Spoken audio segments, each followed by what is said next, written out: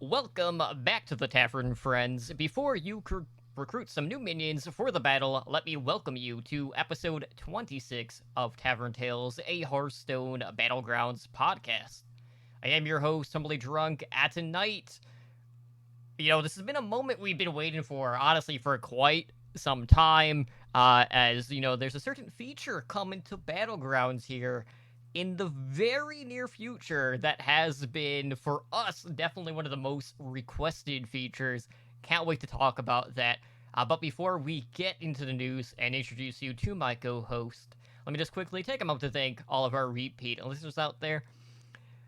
So let's get right down to it, Ed. I'm going to introduce you real quick. We've had some pretty big events here as of late, just gaming in particular. We got Gamescom. We have a lot of exciting just general gaming news, really, like across the board, with a ton of like announcements from Nintendo that you and I were talking about. We got Tony Hawk tomorrow. A lot of good stuff, a lot of fun to be had. And then going into tonight, we're like, are we gonna have anything to talk about? We took last week off, and it's kind of, you never know when the Battlegrounds news is going to hit. And then today, we just got hit with a haymaker, where it's just Mm-hmm. like, I'm still a little bit dazed and confused, but man, am I excited. Yeah, it's this is pretty drastic. Um, like, yeah, it's something we've been asking for since BlizzCon when they announced it. So yeah, no, it's been good. Uh, it's been a good week. Playing a lot of games, a little bit of Hearthstone, Valorant, Apex, Overwatch, all that fun stuff. So Hmm. I'm excited to dig into all the changes that are coming here in what seems like next week. Yeah, absolutely. And unfortunately, I honestly have not had time to really dive into Battlegrounds this past week. So, just to recap, that was after that week where I'd gained 400, and I was really close to hitting 7K rating. I'm at 6994.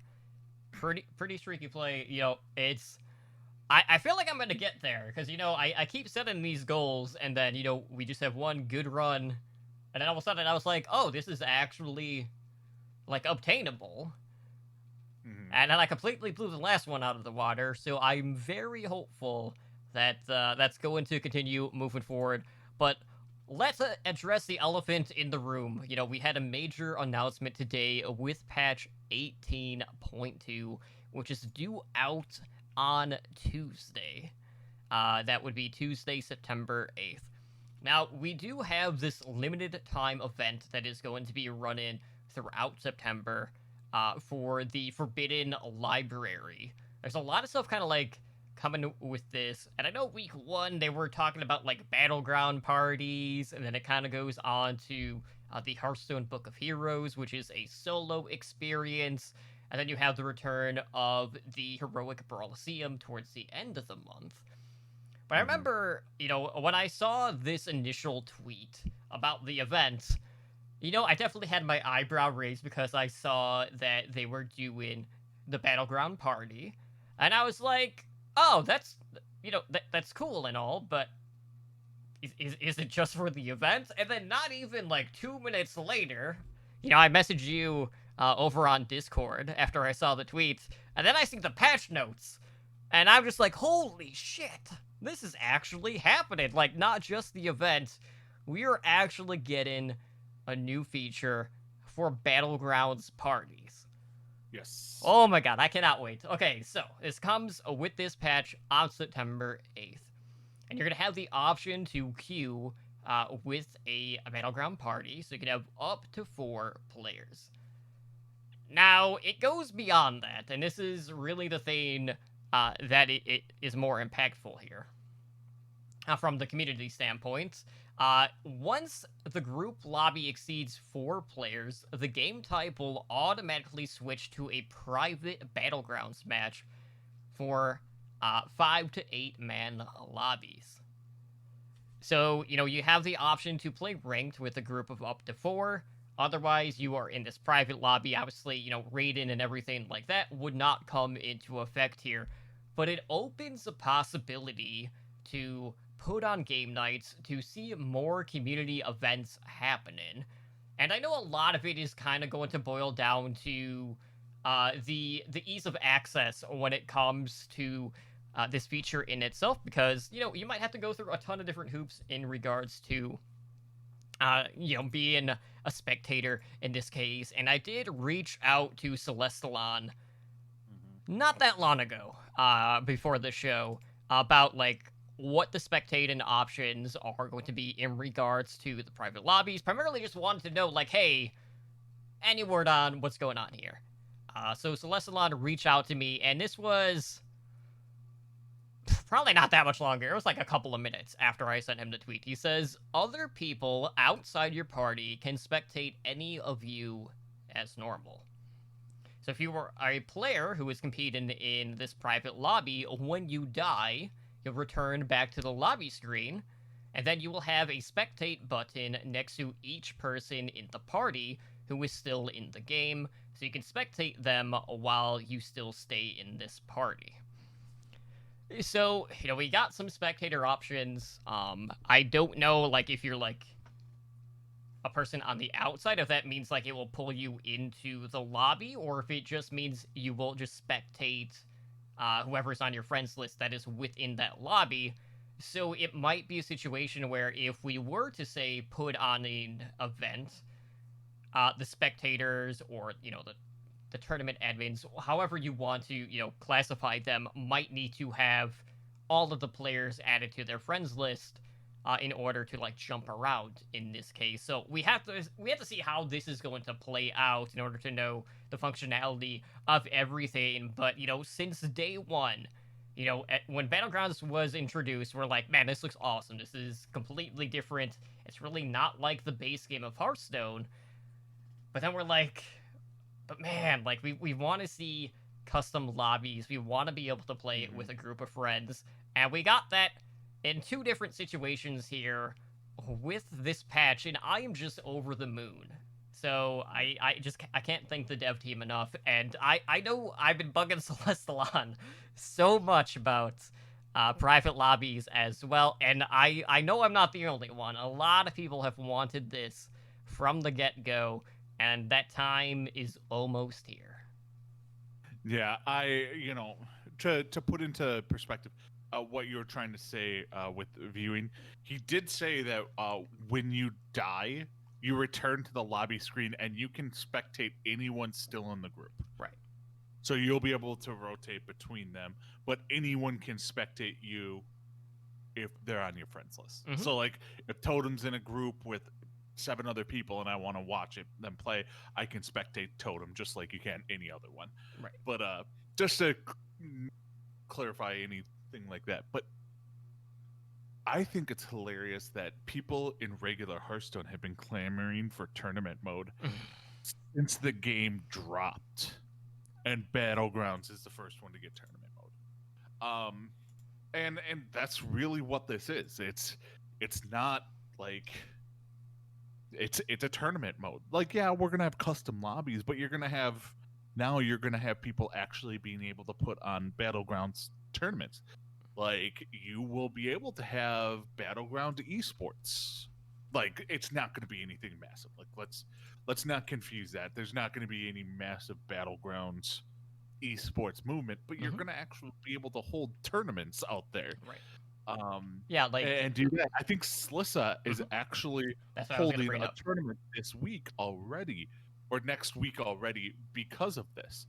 We've already heard from Bob's Tavern. We're probably going to have some sort of like cross podcast tournament, viewer games, trash talking thing, and stuff like that. So, it's going to be a lot of fun, especially because now, like, if you get a group of 7 other friends, you can all be in Discord together, play each other, stuff like that. This is huge. This is pretty massive. It's the best thing that came to Battleground since it was announced. and I don't even think it's close. So I'm very much looking forward to this. Yeah, and just to bring it back really quick, because you did bring up Sliss looking to do an 8-player lobby for next week. That will be on September 9th at noon Eastern Time. She'll be hosting that party event on, I believe, her Twitch channel. And I know, like, over the course of the day, too, she has been announcing some of the competitors that are going to be involved with that. I know on that list you have Sunglitters, who is a top 200 player on 2 of the different servers. You have Genji's Panthera is also a competitor on there. I'm trying to see like who else. I'm trying to see like how many notable players we have on here. There's Nicolina from F2K. Looks like it's a lot. I'm trying to see. Okay, I was seeing if anyone had like a tweet that has just like all of them, but looks like most people just have like recommendations for people to reach out to. But it looks like a lot of G2 players are going to be involved in this. But either way, like, this is so cool. So, like, it gets announced. People are already putting plans in place to really, like, put this at the forefront there. So it's going to help get the word out. Obviously, you know, for a lot of the Hearthstone Battleground streamers out there, you know, it's a good way to just have, you know, sub games or, you know, just Twitch games just in particular. Doesn't have to be like sub-exclusive or anything like that. So we're at this point now where this opens up so many different doors and so many different avenues that we could look to explore, and it really helps give us some other things to potentially do that just weren't a possibility or even within the realm of possibility prior. So I cannot wait. And, you know, as you said, like, you know, Jay from Bob's Tavern cast was already reaching out to me earlier as soon as he saw this. And, you know, we'll figure something out, whether it is just a game night, whether we plan on just doing, like, a 4-man party between a podcast host. But obviously, like, our goal moving forward is, you know, we want to put together events, whether it's a game night or, like, an actual tournament or anything like that, and hold at least 1, maybe 2 a month. So whether it's monthly or bi-weekly, you know, we'll figure something out, but this is definitely something that we are going to be exploring here in the very near future once we kind of, like, test the waters to see what the lay of the land is with this particular feature. But we are all really excited about this, and, you know, this is definitely going to heighten the trash talk that much further, as opposed to just doing duo queues like we had in the past. Exactly. Like, there's going to be trash talk galore with this now. All right. So not only do we have this new feature, but we also have some new heroes that we need to talk about. We have 3 new heroes, and I am perplexed by these. So we have Lord Perov, who has a hero power, which is a Friendly Wager, which has a cost of 1. And the hero power is, guess which player will win their next combat, and if you win, you get 3 coins. This is I don't know how I don't know if I should love this or hate this, because 1, it's random. But if you get it right, you know, that's a free minion on that next turn. But, you know, the game feels so random at times already, and this is just adding more randomness on top of it. But I do like the idea of being able to choose, though, in this case. But that being said, if, you know, with Battlegrounds parties, that is easily abused. In this case, if you have some friends that are dueling it out. Exactly. You know, how many times do you have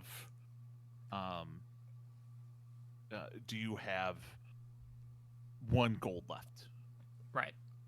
Like, you freeze the board. So this is basically, it's just giving you free stuff for just using excess gold.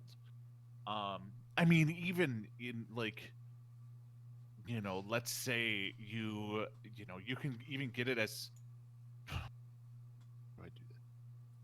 You can, like, force out, like, this is a hit it, this is gonna increase the tempo of a whole match a lot quicker. So think of it this way: if you get turn one, let's say you get God, why am I drawing a blank? The 2/4 taunt. Demon. Whatever. We know what one I'm talking about. On turn one, well, turn two, The homunculus. The homunculus. Turn two, you can buy another hero, another card, hero power, basically be guaranteed to win. And the next turn, you can upgrade, and you have 3 coins. And then you can do it again and again and again. So you're going to be able to kind of force a faster curve, not as drastic as Eudora has done, but you're going to do that. Now, it would be cool, and I think it might be a little bit too overpowered, if you could see who's battling who. Right. Because then, like, if you have a lever in your lobby, you're just going to, whoever's fighting them, I'm just going to put 1 on them, and then you get 3 gold every single time. That would be a little busted. Mm-hmm.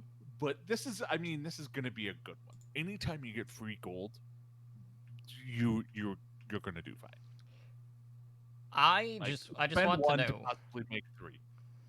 For me, I just want to know, 1, how often people are actually going to use the hero power, and 2, how many times they guess correctly. I mean, this is a hero power you need to use every turn. Yeah. Barring turn 1. Barring turn 1, or okay, there's 3 gold left, and my perfect minion just turned up, and I have 3 gold. Mm-hmm. Like, outside that. Right. But yeah, this is in every minion. Even late game, like, this is a great late game card too.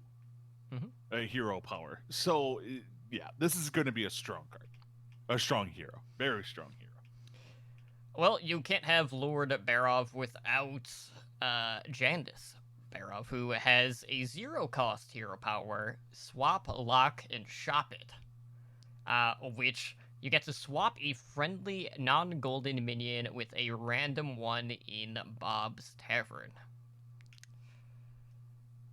Oh man, this one probably is going to be below average if I had to guess.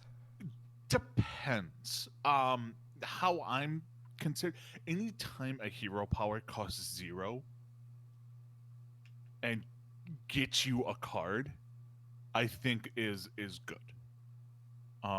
So essentially, you got to think of it as, if you're playing a menagerie deck, you're getting 2 cards for 3 gold.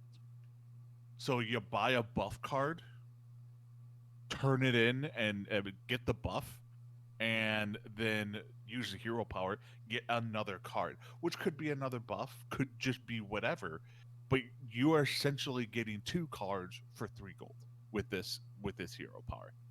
We're not getting it for free. No, you're getting 2 cards for 3 gold though, because you buy the one, you play it, and then you hero power it to replace it with one from Bob's Tavern. You get that card then. Mm-hmm. So you get 2 cards for 3 gold. That's, to me, that seems fairly powerful.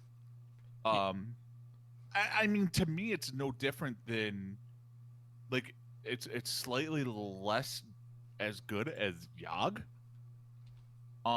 Just for the simple fact, like, you don't get the buff to the card, but it's still, you grab a random card off the board, but you get to buy one first, then get a random minion off the board. Right.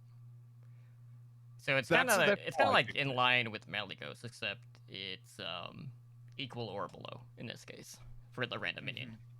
Yeah, I don't think it's gonna be like top notch, but like, I'm thinking, maybe top of tier 3, okay, bottom of tier 2. Like, I think it's gonna be real middle of the road, like right around the same level as like a Toki or George the Fallen or Ysera. You know what I mean? Like right in that range. Mm-hmm. I'm not saying it's going to be overpowered or anything like that.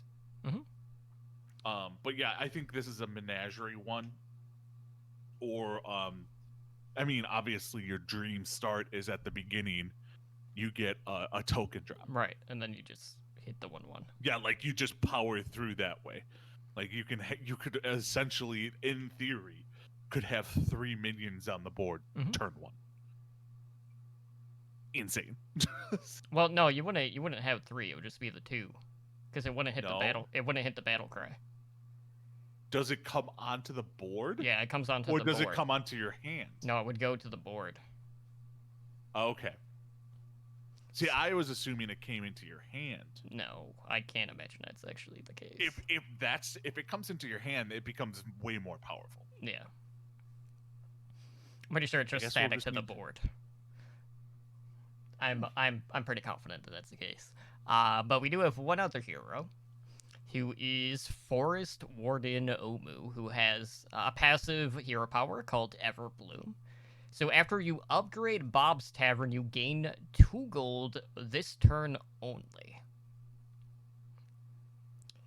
This one confuses me. So you upgrade, but only getting 2 gold is kind of weird. Like I can't tell if this is supposed to be better or worse than Bartendotron. It's, to me, that's the closest comparison you can do is just compared to Bartendotron. It's gonna be, there's no way I don't see this being a tier 4 minion. You can only really use it, it's only effective 5 turns, and all it does is give you 2 gold. Now, will that be pretty good early game? Possibly, because when you all right, so turn 2 you go to tier 2, you get 2 gold from that. Well, next turn you could, in theory, power level to 3 if you got a good enough. You know what I mean? So you can do stuff like that. You can power level a little quicker, but you're gonna run out of steam real quick. I truly think this is probably going to be right around Bartendotron's level. Right. Yeah. So it seems like on turn 2, if you have a token, you could upgrade or roll twice, and then also at turn 5 you have the option of leveling and doing a roll to pick up a minion on that turn as well. So we're gonna have to keep an eye on the breakpoints for that particular hero. But again, as soon as this drops on Tuesday, I'm definitely going to be playing as many games as I can ahead of the next episode, just so, maybe we'll be able to just cover the board, because I know last time we had a little bit of issue trying to, get through everything, between, the patch release as well as the podcast release, so hopefully we'll have some better results in that case. But just as a reminder, that the players that have the Battlegrounds perks will have early access to these 3 new heroes. If you don't have the perks, they will be released on September 22nd. So that would be, I think that's the 3rd week of the event in this case. If I'm not mistaken. Looks like those dates line up. So outside of that, let's look at the new minion that we got. We have the Micro Mummy, which is a mech at tier 1 that has 1 attack and 2 health. And the card flavor we have is Reborn. At the end of your turn, it also gives another random friendly minion +1 attack. I'll be honest, this minion looks pretty damn good for the early game. It being 1 of 2 and having Reborn on top of that gives it a very good win condition. Yeah, to me this is crazy strong at tier 1, just because you're getting a card that's going to add a permanent attack buff every turn to another card outside of turn 1, because if you buy turn 1, it can't buff itself. Correct. So early game, this is going to be awesome, but like this has some crazy implications. One, it's a game, it's a mech, Mm-hmm. so you can put Divine Shield and Taunt on it, which is perfectly fine. You can do that. You don't have to automatically put it on the Mechano Egg or anything like that. You're gonna see these golden all over the board. Um, then you also have to take into account that I mean, all right, we have to talk about this as well because this is replacing a card that's being taken out, Correct. and that's the other one drop mech in Mecharoo, which is the 1/1 Death Rattle summon a 1/1. Mm-hmm. Um, that is definitely a massive change. Because you get rid of. I'll talk about the Mecharoo in a second, but like the micro money. First off, if you're Lich King, don't buy this because you can't reborn a reborn hero. You can't like reborn. I mean, I guess you could, but it's nothing. Uh, so don't ever buy this turn one if you're Lich King. Um, the the fact that it doesn't have Death Rattle it is pretty big. It buffs Gas Coiler because you no longer have that 1/1 Death Rattle potential. Summon one of those. Um, the Rabid Sourlisk, it nerfs that a little, but like early on, you need as any and all death rattles, and if you're getting rid of a death rattle, that's huge. So like it nerfs some cards getting rid of the Macro, but the Micro Mummy, it's just so powerful. Yeah, it's worth noting too. Like when we're talking about the mech synergy as well, even removing the death rattle on a tier one with the Mecharoo, this doesn't have any implication on, uh, Cobalt's little bro. Like the reborn is still going to count as a trigger for the mech to re-give it divine shield.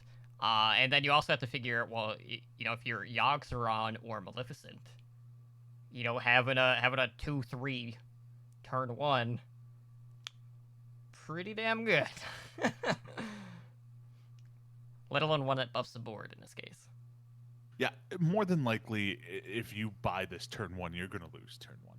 You just are. But like that's not that big of a deal because it's just gonna make your board that much more powerful.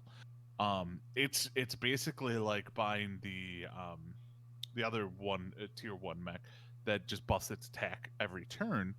Mm-hmm. This is buffing other cards that have more likely of a chance of sticking around. Oh, I'm trying to think of like what minions on turn one this loses to. You got the Dragon Taunt, which is a 2 of 3. Mm-hmm. So that would win. I'm trying to think of what it would actually. I can't think of anything it would actually beat. Well, it has Reborn, so Alley Cat. Oh yeah. I forget about Reborn. So it would beat both the tokens. Mecharoo. Basically, Or not yeah, Mecharoo, Micro Machine it would beat. Anything that's like a 1 of 2 or a 1 of 1. yeah, anything with 2 health, Mm-hmm. it would beat or tie. So yeah, I guess it's not so much an automatic loss because I just forgot about the Reborn. Mm-hmm. So yeah, this is just Yeah, it's more draws than anything. yeah, it's to me this is like a top like unless you have the token a token drop, this might be the go-to um tier 1 drop because you don't need to run mechs for this to work. Mm-hmm. So this is a huge change. I could see this getting moved to tier 2 so soon. Like it's not even out. I could see it getting moved to tier 2. Oh, it's too early to see what sort of impact it's going to have, but we'll definitely be taking a look at the play impact on HS Replay when that one does drop. Now, we do have one balance update for minions that we need to talk about. And, on the last episode, we were talking about all of the beast changes that came with that prior patch. And, with that, they did move Pack Leader down to Tier 2 with that one. And we were talking how, just outright as a 3-3 at Tavern 2, the stats alone are pretty damn good, and that's not even counting, the flavor text. Whenever you would summon a beast, it would get buffed with plus attack. So it was at 3 attack and 3 health, but then whenever you summoned a beast, it would give it plus 3 attack, and now they made 2 adjustments to the Pack Leader. So now it has 2 attack, down from 3. They kept the 3 health, but they lowered the attack that you get when you summon a beast from plus 3 attack now down to plus 2 attack. So, bringing it down just a little bit. Now, we're not going to have, the over aggro variation of, these rat packs, which is good. A little less death rattle damage is always going to be a win in my book. But I know a lot of people are getting really upset with Pack Leader at 2 with the stats that it had. So, we'll see how much this is going to adjust the play impact moving forward. But, beasts are still doing pretty damn good, so. Mm-hmm. Yeah, they needed to tone it down because it's like you were getting the rat packs and then even the hydras. Mm-hmm. It was becoming an issue because you could get a rat pack so early on, and you could get the hydras and automatically they become, 5 attack hydras. So the change in the actual attack from 3 to 2 for Pack Leader means nothing. Mm-hmm. But yeah, it was pretty big. Now, will this nerf beast as a whole? Probably not. Because let's be real, as soon as you get a Mama Bear, you're probably getting rid of a Pack Leader in Tier 5. Yeah, beast right now. And we have a ton more games, obviously, since our last episode. This is through 7.5 million games on Battlegrounds for HS Replay. Beasts are the only Tier 1 composition right now with an average placement of 3.8. And that's because it really does not require a whole crazy amount of cards. It requires a lot of cards, good cards, but it does not require you to get them early. Mm-hmm. To buff them to Kingdom Come, like dragons, demons, and stuff like that do. You can literally the number one comp for beasts right now has only 1 minion with over 10 attack and 2 minions with over 10 health. But you have the it's the typical, it's the one we saw before the nerf of Goldrin. Mm-hmm. It's the Macaw, Goldrin, Hydra, Baron, Mama Bear, that whole shenanery. So yeah, I don't think this will affect that much. Right on. But yeah, I feel like this nerf was spot on with where it needed to be. So it definitely impacts kind of like the early to mid game for the beast composition. Really not too many downsides here in that regard. But, we'll have to wait until Tuesday in order to test everything out here. Also see how Battleground parties work in that regard. I know a lot of people kind of early on have been kind of worrisome about what it's going to do to competitive aspect in regards to 4-man groups, having 3 low-ranked players getting kind of boosted with a high MMR, because it would take the highest MMR into account in this case. I'm not too worried about that with where we're at. But either way, Battlegrounds parties does open up a lot of different things. Now that being said, Ed, I don't like going a week without finding something to blame on Celestalon. For all his good today, it doesn't outweigh all of the bad from the days prior. Now, as I mentioned, honestly, I haven't played Battlegrounds, so I can't say that I've been scammed out of anything. But, as soon as I saw the Battlegrounds announcement earlier today for the parties, I tweeted from our podcast account because, you and I were talking about, what are some things that we could do to kind of like poke fun at Celestalon a little bit, or just have something to show on the podcast or to give to him the next time we see him at BlizzCon, whenever that will end up being, we don't know. And one of the ideas that we had was, we would go out and we would find a dragon plush, and then any time that we felt like we got scammed, we're talking like, we'll say like 90 percentile shot at winning the round, and we get screwed out of it, we would puncture it with a sewing needle.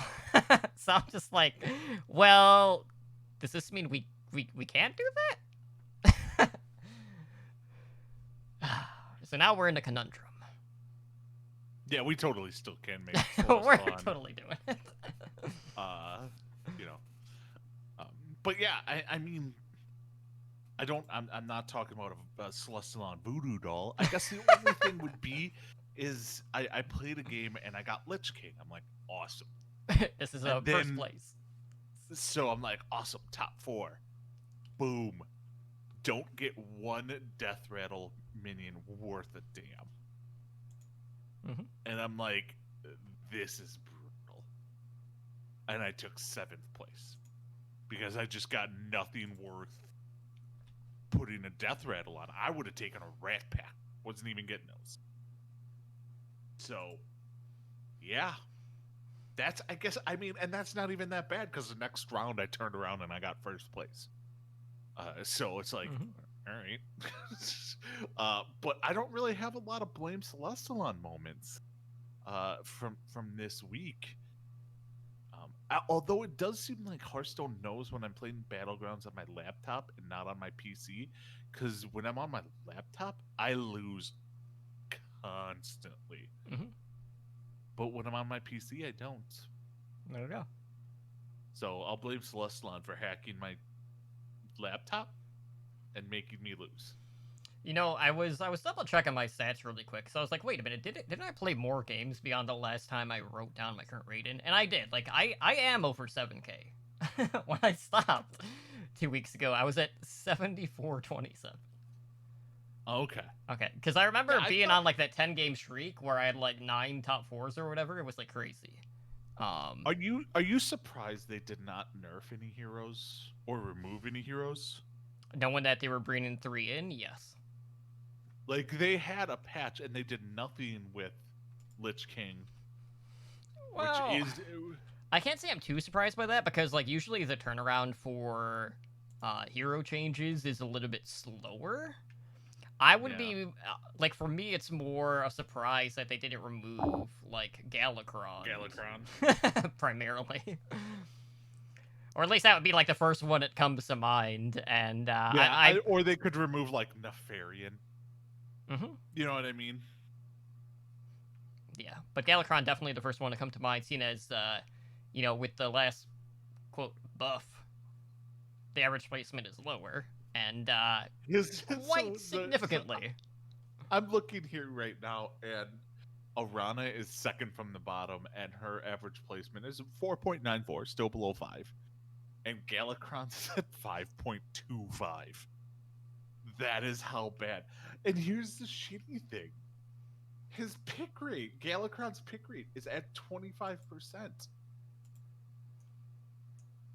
Like, it is still middle of the road picked. Like, people are picking Galakrond more than Sky Captain Craig. They're picking it more than, Mukla, Syndragosa, Rat King. Like, what? What now? So, yeah. It's funny that we're still in this moment now where people still haven't learned after a couple of weeks. Now, so at what point Does it tip over? Or are people just not going to give up on Galakrond, despite him I being... don't know if people will give up on Galakrond. Because when you read the hero power, it seems like it's a powerful, like, if without knowing a lot of the backstory and knowing the tier lists and stuff like that, which the majority of players in the game don't. They don't know the tier lists or anything like that. If you just replace a minion in Bob's Taverns with one from a higher tavern tier and freeze it, that seems very powerful. When you just read it, not knowing it's actually just trash. So, if people keep picking it, they might not remove it. Unfortunate. Oh well. Well, there's always next week. But if they're gonna have another balance patch, it probably won't be for a couple more weeks at minimum. Probably Knowing that we kind of got a big one coming this next week. Yeah. But yeah, that's basically everything in regards to Hearthstone Battlegrounds in a nutshell. Obviously, next week is going to be pretty big. Definitely go support your Battlegrounds streamers out there. Go check out Slissa's event on September 9th when that's happening. I'll definitely be checking that out as well. But until then, guys, if you want to help us out, please do us a favor. Head on over to iTunes and write us a review. Let us know how you're doing. If there's anything you would like to see us incorporate or anything like that, we are in open book, and we're always looking to improve the overall quality of the show. But Ed, please let our listeners know how they can reach out to us directly. All right. So you can reach us through email at taverntailspodcast@gmail.com. We are on Twitter, and that's at taverntailshs. You can watch us live on Twitch at twitch.tv/taverntailshs, Thursdays at 5 p.m. Pacific. On Discord, you can join us over at discord.me/OWLNshow. You can follow me personally on Twitter, and that's at Edinar83, or on Twitch at twitch.tv/Edinar. Totem, where can they find you at? Well, you can also find me on Twitter at TerminallyDrunk, as well as Twitch at twitch.tv/TerminallyDrunk. And guys, very important, stay connected with us on Twitter. If the ease of access as a spectator for the Battlegrounds parties is not too much of a headache, you can expect a lot of events coming up here fairly shortly with us, as well as a couple other content creators out there. So keep your eyes and ears open on that front, because we'd love to connect with you guys and also bring you on for some of these custom lobbies as well. But until then, best of luck recruiting your minions for the battles ahead. Get your games in. And be sure to update your client on Tuesday. Check out all the new content available for you guys, and we will see you hopefully next week. You guys take care and have a good night. Peace out.